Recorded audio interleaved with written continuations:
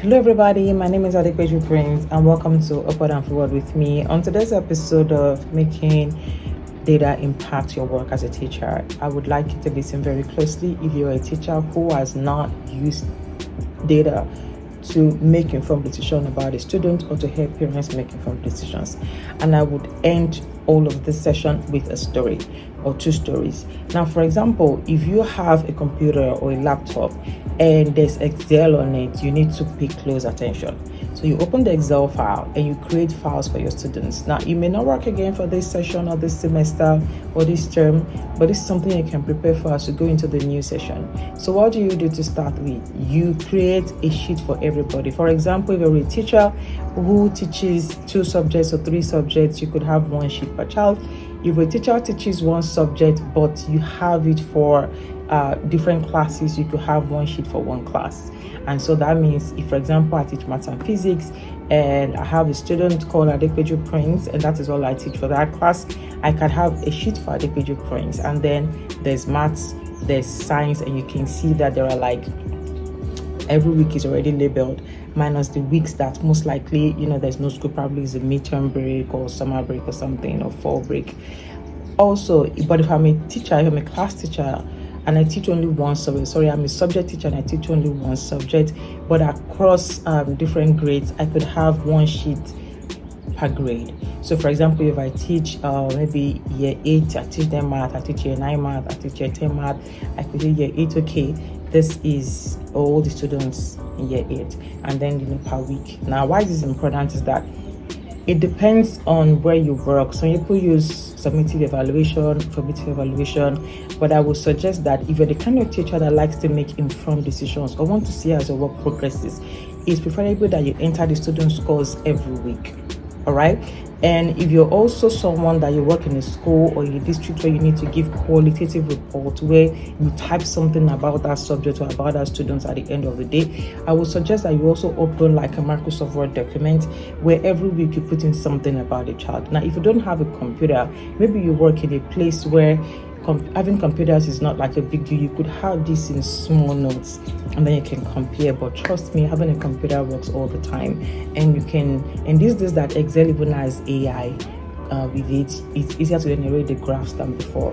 I would just follow me, see where I'm going. So for example, if I'm a math teacher and a physics teacher, like the first Excel file that I showed you, you will see that I can put 10, maybe every week my end of week test or my end of unit test is 10/10. First week there's no work, then second, third, fourth week. And maybe first week was addition, second week was subtraction, and then fourth week was word problems, and the 5th week was quantitative reasoning.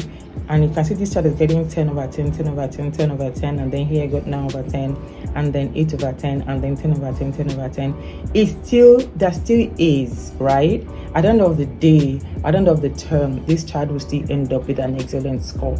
But the thing is, what happened here? Can you see that? So if the parent comes around, maybe in the 7th week or 6th week for parent teachers conference, I can tell the parent, these 2 weeks that we did word problem, your child's score went down by 1 or 2 marks. And while that is not a cause for alarm, I would suggest that you explore this tool and that tool to bring up the word problem. Why is it important? That little observation could help you set that particular child on the path to success. The child will not just be an A student. The child will be an A student that's excellent in every format. I will give you a story about that before I continue. They had this child that the parents of a parent teachers conference, and the teacher was able to pinpoint that in this particular math set of math skills rather, the spatial reasonings found wanting, because in that particular topic, when they were doing the topic, the child was 2 points down and 1 point down, 2 weeks interval. Look. And when the parent was like, well, that's still good, the teacher was like, no, if he's not picking this spatial reasoning now, on the long run, he could lose that skill. And it looks like someone who can easily get it if he's trained for it. Okay, what should we do? Guess what this teacher said? Play football, what the Americans call soccer. And that was just it. The next semester, this child came banging throughout. Like, the child did so well throughout in the mathematics skills. and it gets better from there.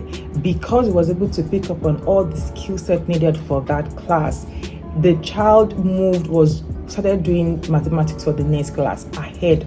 So this child is on course to likely start taking university courses right from secondary school if the parents are open to it, even before he graduates. See how important that is? On the other hand, there's another child who just came in from another country where English is not the first language and migrated to this country where English is the first language. And within the first semester, this child passed, but quote unquote, they wouldn't allow him to go to the next class because they felt that in English he didn't do well just in speaking aspect of English. Now in this country, English is marked in different. There's writing, there's comprehension, there's summary, there's everything, but he didn't pass speaking. But guess what? Before that child came, somebody had done a research somewhere that when a child relocates to a country that speaks different language, it takes at least 6 months of constant interaction with that new language for the child to blend in. And when they discovered that, the teacher and the school management said, okay, you know what?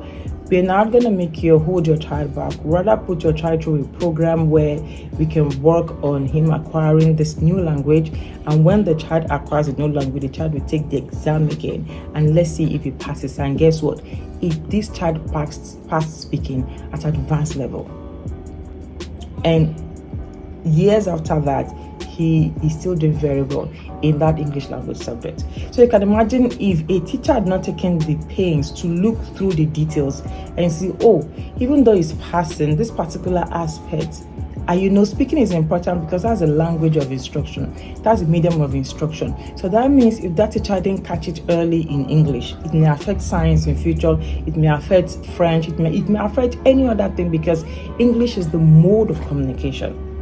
So that is why you as a teacher, you need to take the pains to go through that data. Now, for example, if I was a parent of that Adequate Brains I told you before earlier, and then you just show up and said, okay, yeah, this is your child's weekly scores in mathematics. You can see that the graph is indented week 4 to week 5. Do you think something happened? Do you think something could have gone wrong? And if the parents said, no, all is well at home, then you can figure maybe he needs help with what problems, because those 2 weeks we learned about what problems. How do you think you'll be rated? Now, even if the school management and the parent did not really rate you that high, like they didn't appreciate your work, you as a teacher will grow more in confidence, I'm telling you. And we develop more skills or more tools to help this child and kids like him going forward.